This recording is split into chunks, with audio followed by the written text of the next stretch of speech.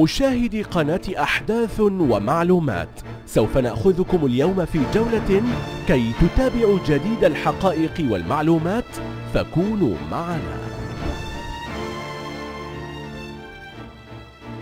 كثير من الناس عندما يتعرضون لقرص النمل فإنه يسارع بقتلها، ولا يعلم الإنسان ماذا تفعل قرصة هذه النملة في جسمه، ولو علم الإنسان ما الفائدة لجسمه لما أسرع بقتلها. ويعتبر النمل من الحشرات التي ذكرها الله سبحانه وتعالى في القرآن الكريم، وتعتبر النملة أيضا من الحشرات التي نهى النبي صلى الله عليه وسلم عن قتلها إلا في حالة الضرر. وإليكم مجموعة من الفوائد الكبيرة التي تحدث لجسم الإنسان بسبب قرصة النملة. أولا، قرصة النملة تؤدي إلى تنشيط الدورة الدموية وزيادة عدد كرات الدم الحمراء، مما ينعكس على نشاط الجسم. ثانيا، قرصة النملة تقوم بتنشيط الخلايا العصبية الموجودة في الدماغ، وذلك من خلال إشارات حسية تنتقل من مكان القرصة إلى الخلايا الحسية أسفل الدماغ. ثالثا، إذا تعرض الجسم إلى أكثر من قرصة في الوقت ذاته فإن ذلك يؤدي إلى تليف الجلد، وتليف الجلد هو أن يصبح الجلد أكثر مقاومة للبكتيريا.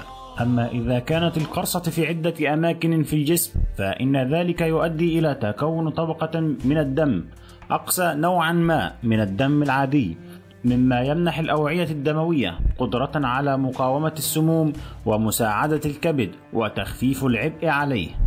رابعا، قرصة النملة أفضل وسيلة للرجيم، فعندما تقوم النملة الأنثى بتوجيه قرصتها فإنها تفرز كمية من اللعاب الأيوني الذي يقوم بحرق الدهنيات في العضو المقروص. تعرفنا الآن على الفوائد الكبيرة التي تحدث لجسم الإنسان للتعرض لقرص النمل، والنصيحة الأخيرة: لا تقتل النمل، وخصوصا إذا قامت بقرصك، فإنها بذلك أفادت جسمك بطريقة طبيعية، فسبحان الله.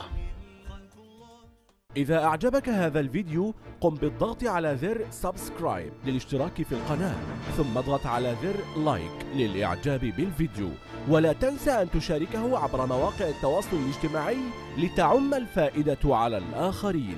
جميع الحقوق محفوظة لدى قناة أحداث ومعلومات.